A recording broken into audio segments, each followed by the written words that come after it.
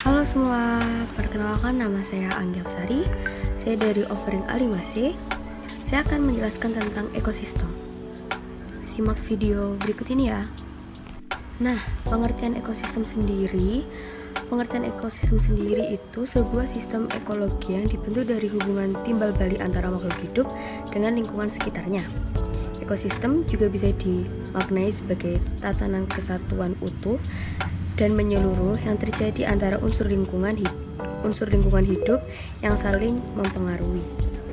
Ada pula komponen ekosistem. Yang pertama itu komponen biotik dan yang kedua komponen abiotik. Komponen biotik sering disebut juga sebagai komponen hidup. Hal tersebut dikarenakan kelompok ini terdiri dari makhluk hidup yang hidup di dalamnya. Organisme yang ada di dalamnya memiliki peran masing-masing dan saling berhubungan satu dengan yang lain. Berdasarkan peran dan fungsinya, komponen biotik terbagi menjadi 3, yaitu produsen, konsumen, dan pengurai. Nah, kalau komponen abiotik itu komponen ekosistem yang terdiri atas benda mati. Meskipun demikian, komponen ini juga sangat diperlukan untuk menjadi keseimbangan sistem ekologi. Apa saja sih yang masuk dalam kelompok komponen abiotik? Yang pertama itu ada air, udara, cahaya matahari, tanah, letak geografi, iklim, dan pH atau derajat keasaman. Pola interaksi dalam ekosistem. Interaksi tersebut terbagi menjadi arus energi dan daur materi, rantai makanan dan jaring-jaring makanan, piramida ekologi, dan daur biokimia. Untuk lebih jelasnya, mari kita simak slide berikut ini. Nah, arus energi dan daur materi bisa diartikan sebagai suatu proses perpindahan energi dan materi dari satu komponen ekosistem ke komponen lain. Misalnya, perpindahan energi dan materi dari produsen ke konsumen, kemudian dari konsumen ke pengurai. Selanjutnya, komponen biotik tersebut melakukan respirasi yang merupakan interaksi dengan komponen abiotik. Nah, yang selanjutnya itu rantai makanan. Rantai makanan sendiri ialah perpindahan energi dari sumbernya melalui serangkaian organisme yang makan dan dimakan. Rantai makanan ini terbagi menjadi produsen, konsumen tingkat pertama, konsumen tingkat kedua, dan seterusnya, dan dekomposer.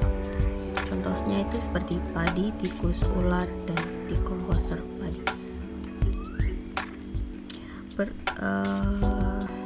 Padi ini berperan sebagai produsen, tikus sebagai konsumen tingkat 1, ular sebagai konsumen tingkat 2, dan dekomposer yang akan mengurai ketika ular mati. Nah, selanjutnya piramida ekologi. Piramida ekologi ini ialah suatu diagram yang menunjukkan jumlah relatif makhluk hidup dalam rantai atau jaring-jaring makanan. Umumnya, semakin tinggi tingkat trofiknya, maka populasinya semakin sedikit. Piramida ekologi biasanya terbagi menjadi 4 tingkat. Adapun uraian dari trofik tersebut berdasarkan jumlah populasinya sebagai berikut: trofik 1, trofik 2, trofik 3, trofik 4. Misalnya, dalam ekosistem sawah, maka gambaran piramida ekologi sebagai berikut. Yang pertama padi, ulat, burung, dan burung elang. Nah, yang selanjutnya ada daur biokimia. Daur biokimia ialah suatu proses penggunaan dan pelepasan unsur anorganik yang esensial dengan melibatkan peristiwa biologi, geologis, dan kimia.